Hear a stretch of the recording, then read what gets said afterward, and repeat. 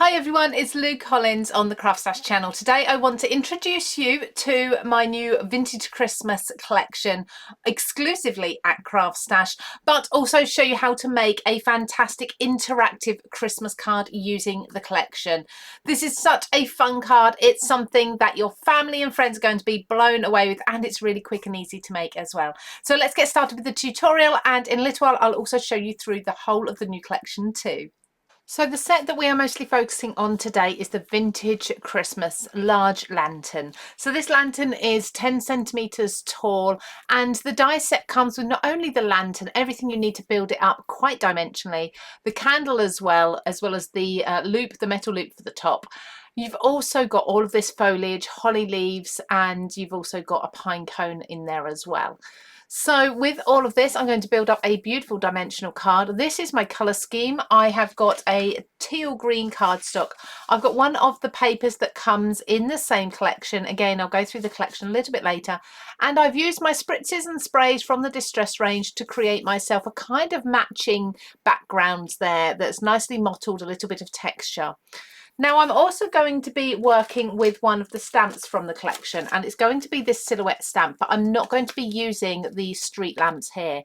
I'm actually just really going to be utilising the music notes in the background, so I'm going to just sort of mask this off as I stamp and ink. So let's do that first, because that's going to be on our background before we create the foreground interactive light up lantern. So now to my lantern set, still working on the slightly larger cardstock than I'm going to need. And I'm going to cut the main lantern die, that's the one with all the detail. We do have the outer shadow die here as well. This does give that a bit of a border though, so if you need to set that on top of something like a drop shadow, that's perfect. But I can still get the silhouette look like this, and I'm going to cut that up against that music note paper that I just put down there. I'm just bearing in mind this has got to go on a piece that's smaller than this, so quite a bit of that's going to be cut away, but we'll still have that lovely embossed texture to the side. And then I'm just going to tag that down. Now I'm not looking for all the detail to be cut, just the outlines. Now I am going to be keeping hold of the die cut that I'm not using in here in the die, because this is going to be absolutely perfect to use later when I want to layer my top die up, and I'll show you that. That will all become clear in a little while, but as you can see, it's all die cut perfectly. So I've now cut my panels into perfect mats and layers, but through the lantern, when I do cut it properly, I don't want to see this. I mean, it's a beautiful music themed paper, but what I want to see is a darker colour so that those lights really glow. So you can see I've just cut a very rough shape there going by my scored lines, and that has just broken that up. So now I've got the darker colour underneath instead. So now what I need to do before I go any further and start building up the lantern is age and distress these edges, because I don't want to forget to do that once I start constructing my card. By this, what I mean by this is to take some black distress ink, black soot, I'm going to go around all of the edges, and then I'm going to take a white thread in my sewing machine, and I'm going to stitch myself all of these edges, or certainly the top two layers. Not sure yet about the bottom one, but that's just really going to make it nice and textured and give it the look that I love. So now all my edges are stitched and distressed. I love that. That's just the look I was going for. I'm going to put some acetate behind this lantern die cut shape so that we can put our detailed lantern over the top and the lights behind. So just with a little bit of red line tape, I'm going to stick this to the reverse,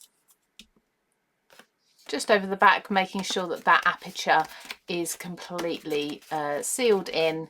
There we go. So this is not a shaker card. I don't need it to hold sequins in. It doesn't need to be secure all the way around. Just something, a base for the next layer to sit onto. So that's going to be going there. So what we want to do now is add our lights so that we can start building the lantern over the top. So as I say, we did keep this extra lantern die cut, and this is just going to help us guess roughly where the candle is going to sit, because of course we want the majority of the glow to come from that area. So what you can do is you can go with two different options. You can either go with a long line of LED wire. Now these come in 5, 10, sometimes 20 little lights all on a wire, and you can trim them down. Now if you go for a long one, you can place these all around the edge of your lantern shape on the inside if you wanted to, so the whole thing lights up. Or if you want something a little more realistic, you could go with, say, 4 or 5 little lights and just have them all sitting behind where the candle will be. I think that's going to be my option for this one because it's quite a small card. Now you're going to want to make sure that your switch on your chosen LED light is accessible.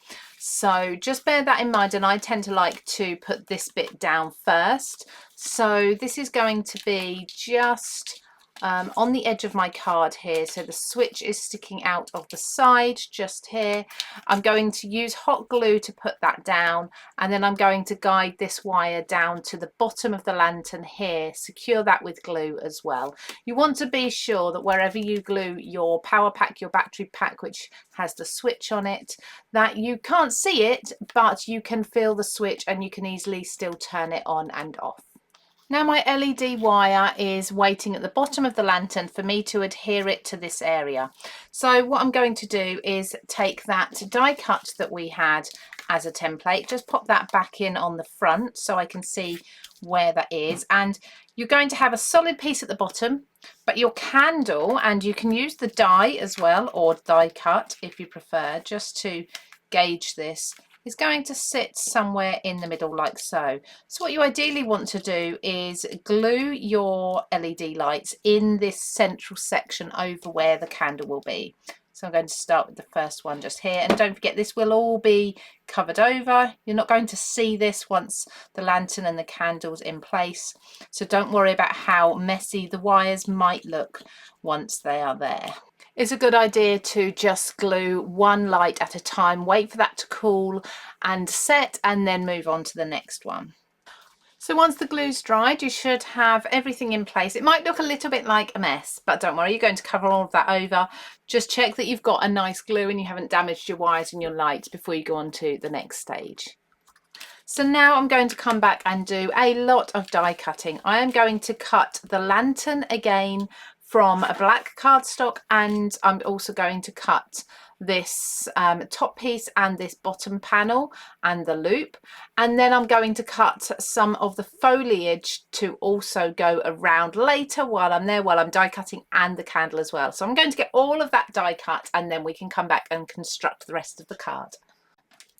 So now I've die cut all my bits out, lots of foliage, I've got all the lantern pieces, and I've got my candle, and I have coloured the candle with a little bit of yellow on the flame. So the top there would usually be solid. Obviously it depends on the lantern design. But there's one piece. Don't worry about any glue because that will all dry clear. And then the same on the base as well. In the ring here, I'm going to just put one little snip line so that I can thread it through the top of my lantern here. Now the reason I've cut this from black is because I think it should be a metal. I love the silver luster polish from Sizzix, or any sort of silver gilding wax would work.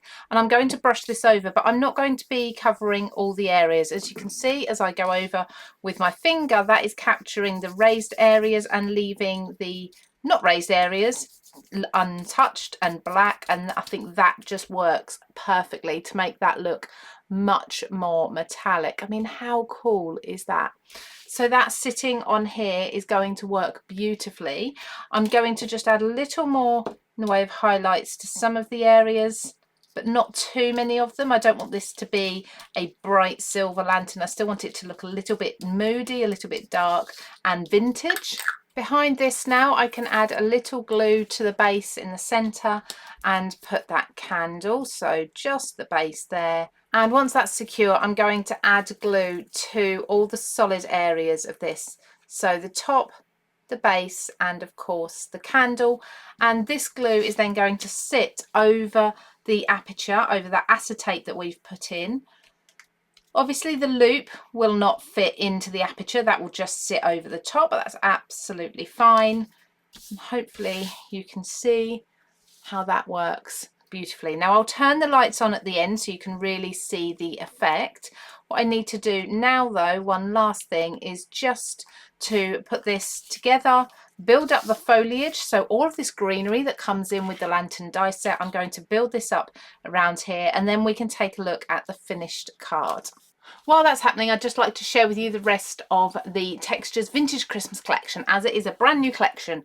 So we've had a look in depth at the large lantern die. Now there are other dies in the set, and they are these gorgeous sentiments. These are quite large sentiments, and you'll see those just here, so you can see the size of them. Aren't they just absolutely beautiful? Now they all come out in one piece. There's no little pieces to kind of fit back together, which works perfectly. Now probably one of my favorite elements of this whole collection is the layering stencil. There's 4 layers to this stencil. It's A5, so you can then cut this down to fit any of your cards, and look at the sort of designs that you can be creating. Isn't it just beautiful? Now there's also the stamps here. So you've got the Santa Claus sort of postcard stamp, and you've got the lantern with the music paper design that we looked at earlier. There is going to be another video on CraftStash soon using this set, so I'll save that for you to watch. We have 2 3D embossing folders. One is the Christmas plaid and one is the knitted pattern. So the knitted pattern you can see on this lantern that I did. This one also lights up, but this one I've done so it lights up all the way around the edge rather than in the center. But that knitted pattern is beautiful. It's textured. It really does give a soft feel and a warm Christmassy feel to any card. Now, in addition to all of these, there's also the mixed media sheets. Now, these are 4 by 6 inches, and these are a bit like your collage papers. These are going to be perfect. They are thin. They are going to work beautifully with lots of different projects because they are music themed rather than just Christmas themed. So not only are you getting the designs in the papers, you're also getting some ephemera that you can pop out too. And because they're music themed, you're going to be able to use these across lots of different occasions.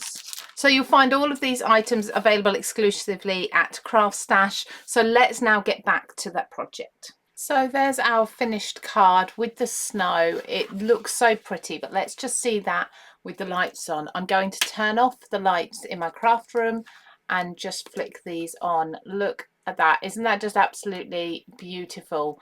Just around that candle. Now, like I say, you could have had the light all the way around the outside of the lantern so the whole thing glows, but I think having it just more with the candle makes it a lot more realistic. How much fun is that? Now this is a bulky card. There's a lot of foam. This is definitely a hand delivery card, I think, but well worth the effort for somebody special.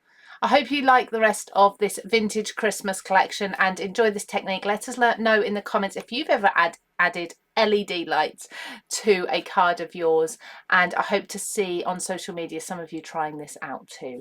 Take care everybody. I'll see you again soon.